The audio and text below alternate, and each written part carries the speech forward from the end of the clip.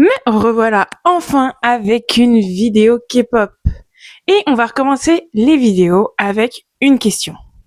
Quel est le point commun entre cette musique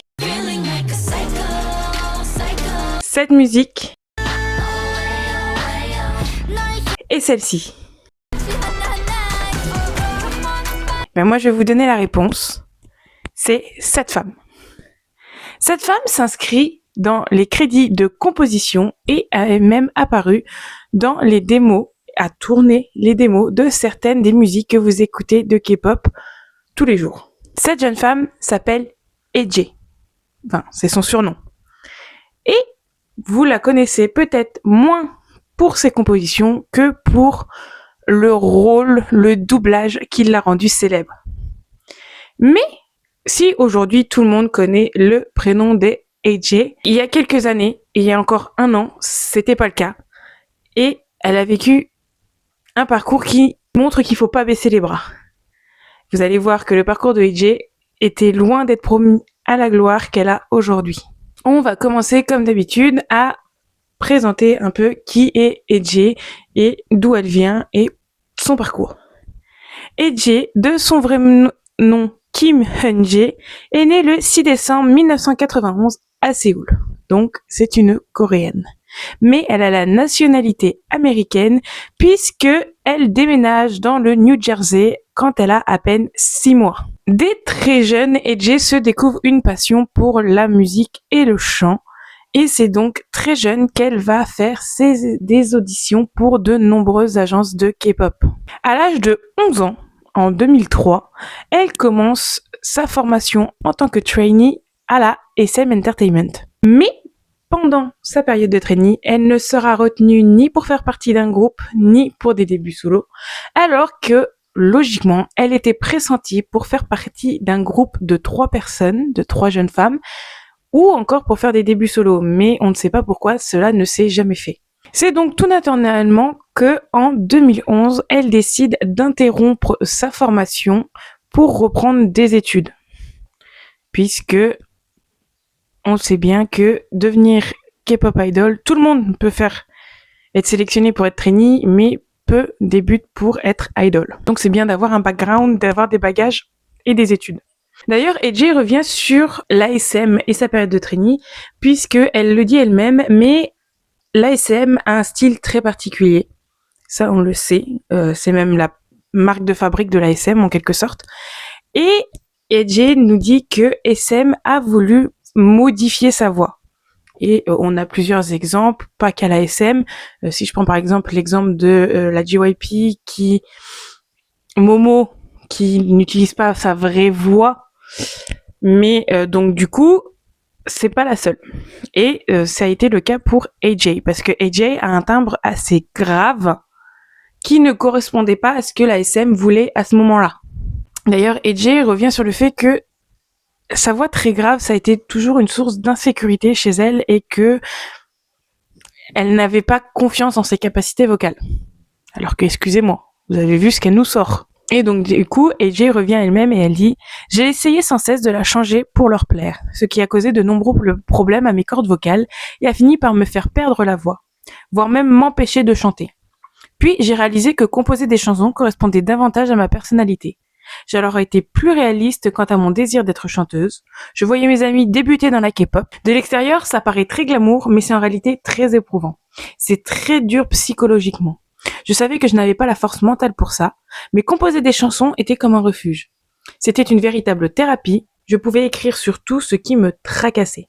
D'ailleurs, c'est à peu près en 2011, quand elle fait cette fameuse pause, que AJ, qui a alors 19 ans, apparaît dans l'émission Korean Broadcasting System avec son grand-père et interprète I Will Always Love You, qui demande beaucoup à la voix, et il faut avoir une sacrée voix pour réussir à chanter cette chanson-là. Et je vous laisse en juger par vous-même, mais AJ, elle a fait ça comme une chef. I should stay, I would only be in your way. En 2015, son contrat de training avec l'ASM prend fin et les deux choisissent de prendre des routes différentes puisque AJ a été jugée trop vieille pour faire ses débuts en tant que K-pop idol. Et encore une fois, l'âge dans la K-pop pour débuter, faut en revenir, c'est une réelle question. Elle sera donc restée 12 ans trainee à l'ASM Entertainment et AJ revient elle-même aussi sur cette fin de période qui a été quand même un gros traumatisme pour elle. Pleurer dans le taxi du chemin du retour. J'ai compris que travailler dur ne garantit pas toujours les résultats. J'étais désolée pour moi-même. J'avais rêvé de devenir chanteuse pendant si longtemps et ne pas y arriver m'a fait me détester. J'ai pleuré durant 1 mois. J'ai eu beaucoup de rancune envers les idoles et la K-pop. Ça m'a profondément blessée. Après ça, elle retourne vivre aux États-Unis et elle tombe totalement amoureuse de la scène underground de SoundCloud où la musique est beaucoup plus instrumentale et elle va s'essayer à créer de nombreuses compositions, des beats, tout ça. Elle va s'essayer à tout ce qui est composition musicale. Ensuite, toujours en cherchant un peu sa voix, elle va chanter pour des bandes originales de drama. Donc vous voyez, elle vit aux États-Unis, mais elle reste quand même très accrochée à son pays de naissance. Et en chantant dans les dramas, c'est comme ça qu'elle va accéder à l'industrie musicale sans l'aide de la SM Entertainment. Grâce à ses chants dans des dramas, elle va commencer à rencontrer des compositeurs, des auteurs qui lui ont demandé si elle faisait ses propres musiques. Ils l'ont invitée en studio, lui ont fait écouter de nombreuses de leurs compositions et ils lui ont demandé tout simplement si elle avait pensé à composer. Et là, Eiji à ce moment-là a dit mais qu'est-ce que c'est ? Qu'est-ce que c'est que la composition ? Et ils vont lui expliquer tout simplement que c'est écrire des paroles sur les pistes que eux font avant. Et c'est comme ça que tout va commencer pour AJ. Elle va se découvrir une vraie passion pour être auteur-compositeur. Donc comme je vous l'ai dit, elle s'est installée aux États-Unis et là, elle étudie à la Tisch School of Art. Et après l'obtention de son diplôme, elle se consacre à la composition de chansons sous le mentorat de Andrew Choi. Je pense que c'est plus Choi. Et il faut savoir que pendant cette période-là, elle passe des heures entières à apprendre à se servir des logiciels pour faire de la musique et à composer différents rythmes. La production de musique l'intéressait beaucoup et en plus de ça, elle s'est rendue compte que ça serait presque important pour elle de le faire puisqu'elle s'est rendue compte qu'il y avait très très peu de femmes reconnues dans le milieu. Mais il faut savoir que son passage chez la SM n'a pas été inutile puisque Andrew Choi avait des liens avec la SM et décide d'emmener AJ à un camp d'écriture en 2017 et c'est là qu'elle va se découvrir vraiment une passion pour la composition. D'ailleurs, pendant ce camp d'écriture, elle va écrire son premier succès puisque cette dernière va composer la mélodie de Psycho de Red Velvet. Et on sait tous ce que cette musique est devenue. C'est d'ailleurs ça qui va lui ouvrir des portes pour travailler avec l'ASM. Donc déjà, elle a mis sa rancœur de côté. Et elle va travailler avec l'ASM, mais cette fois dans l'ombre de la scène, en travaillant à l'arrière et en étant auteur-compositeur. Autrice-compositrice. Voilà. Et d'ailleurs, elle sera dans la composition de nombreuses de chansons, telles que celle donnée dans l'intro, et elle sera aussi celle qui enregistrera la démo de, par exemple, Armageddon de Aespa, ou encore Psycho de Red Velvet. Et d'ailleurs, si on revient sur son plus grand succès qui n'est autre que K-pop Demon Hunter, puisque AJ est la voix chantée de Rumi.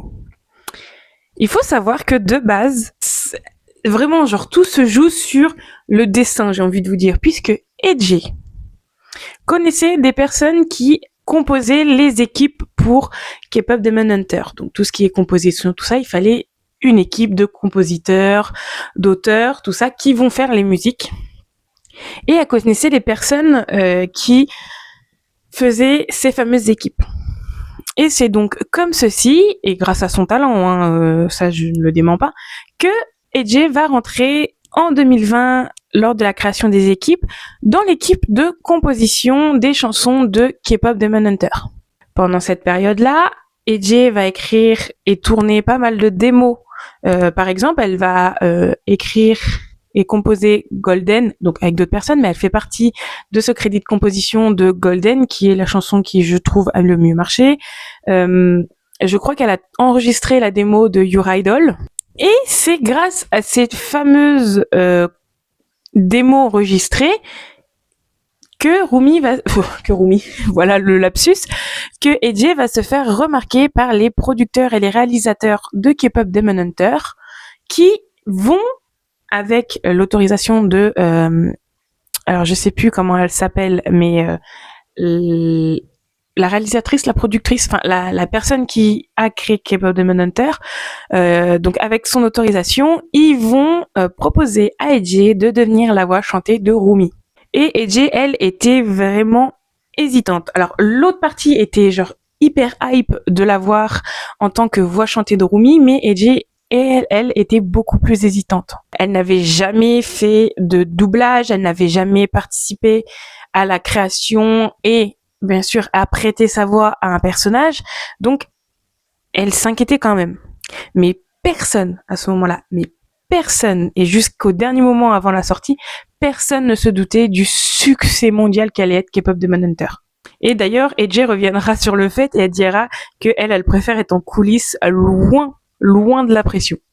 Mais malheureusement, avec le succès, alors malheureusement, mais d'un côté heureusement pour elle, puisque c'était son rêve de base d'être sur scène, elle est mise sur le devant de la scène et assez fortement. Et grâce au succès, j'ai envie de vous dire, de K-pop Demon Hunter et à l'acharnement de AJ, le 4 octobre 2025, cette dernière annonce la sortie de son single In Another World le 24 octobre. Et d'ailleurs, je vous le conseille, puisque la voix d'AJ et la voix de Rumi ne sont pas effectivement les mêmes. Vous allez me dire c'est bizarre parce que c'est la voix chantée de Rumi. Par exemple, si j'y arrive, je vais essayer au montage. Si vous prenez par exemple la voix de Rumi dans Golden et la voix, et c'est pas que de AJ, mais des trois filles qui chantent les trois personnages, donc Mira, Zoé et Rumi, leurs voix réelles sont beaucoup plus graves puisqu'il y a eu des retouches de fait, et ce n'est pas honteux puisqu'on adore la version Rumi, Mira, Zoé. Mais j'ai envie de vous dire que la version des vraies voix, donc de AJ, j'ai plus les deux autres actrices, sont aussi un peu plus graves, et j'ai envie de vous dire, ça donne une note un petit peu plus adulte, et j'ai envie de vous dire, genre, j'aime autant une version que l'autre. Et donc du coup, je vous conseille In Another World, puisque c'est une petite pépite, c'est doux, ça fait du bien aux oreilles. Et AJ, à ce moment-là, ambitionnait maintenant de remporter un Grammy. On sait bien que le Grammy Award, c'est vraiment la consécration pour tout artiste. Et donc AJ dit, ce ne serait pas seulement un accomplissement personnel, ce serait un message pour toutes les jeunes filles américaines d'origine asiatique qui ont déjà souffert du syndrome de l'imposteur dans ce secteur. Et c'est un rêve qui s'est réalisé il y a peu, puisque je tourne ça, on est le 5, et je crois que c'est le 1er ou le 2 février, AJ a remporté, alors avec les autres, le Grammy de la composition. Alors attendez, le terme exact, c'est meilleure chanson écrite pour les médias visuels, et elle a remporté un Grammy pour Golden. Vraiment, genre, j'étais trop heureuse puisque c'était son nouveau rêve et elle l'a accompli en si peu de temps. Et je crois d'ailleurs que j'ai vu passer sur mon téléphone que les chansons de K-pop Demon Hunter étaient encore nominées pour 2 autres prix différents. Genre, vraiment, genre, le succès qu'elle a maintenant, genre, elle le mérite. Donc, en conclusion, AJ, c'est vraiment, genre, le symbole fait que faut pas lâcher, faut croire en ses rêves, se donner l'envie et les moyens d'y arriver. Genre vraiment, c'est un exemple. Vraiment. C'est pour ça que genre, je voulais les mettre un peu... je voulais parler d'AJ. Vous allez me dire, c'est pas vraiment de la K-pop, parce que K-pop Demon Hunter, il y en a qui disent que c'est pas de la K-pop. On s'en fout de tout ça. Là, je voulais parler du fait que AJ, c'est une femme qui est incroyable. Même si elle chante en anglais, tout ça, elle a fait partie d'un projet qui s'appelle K-pop Demon Hunter. Donc, à partir de là, je peux le mettre dans ma catégorie K-pop. Et vous retrouverez la vidéo dans K-Legend, parce que dans ma playlist, parce que AJ, vraiment, genre, elle a pas lâché. pourtant elle s'est pris genre des remarques, tout ça. Elle a pas été prise, elle a fait du training, on lui a dit t'es trop vieille, on te prendra pas. On a voulu changer sa voix et elle s'est fait accepter comme elle voulait. Elle a pas lâché. Elle a fait si vous voulez pas me laisser rentrer par la porte, très bien, je vais rentrer par la fenêtre, c'est pas grave. Vous voulez pas que je chante, c'est pas grave, je vais composer. Vraiment, genre c'est un symbole du fait de ne pas laisser tomber ses rêves, vraiment croyez en vos rêves et donnez-vous les moyens. Vraiment, même si tout le monde vous dit que c'est ridicule, donnez-vous les moyens et faites-leur comprendre qu'ils ont tort. Puis en plus de ça, je voulais parler de AJ puisque c'est une autre façon de voir la K-pop. Puisque quand on parle de K-pop, on parle des idoles, de la scène, tout ça. Mais j'ai aussi envie d'explorer un peu l'envers du décor, les autres façons de découvrir la K-pop, puisque vous savez mon amour pour Play, c'est une façon nouvelle de découvrir la K-pop. Là, AJ, c'est la façon de faire voir que tu peux réussir en étant dans l'ombre de la scène et arriver sur le devant de la scène. Genre vraiment, j'ai envie de découvrir plein de choses comme ça sur les arrières de la K-pop et j'espère que ça vous plaira aussi. Donc n'hésitez pas à me dire si vous connaissiez AJ avant K-pop Demon Hunter en commentaire. Parce que je suppose qu'il y a des gens qui connaissaient peut-être AJ avant. Parce qu'elle était connue en tant que compositrice. Dites-moi si vous connaissiez AJ en tant que compositrice, si vous saviez que c'était elle derrière certaines compositions. Et puis moi je vous souhaite une bonne journée, une bonne soirée en fonction de l'heure à laquelle vous regardez cette vidéo. Et surtout, prenez soin de vous.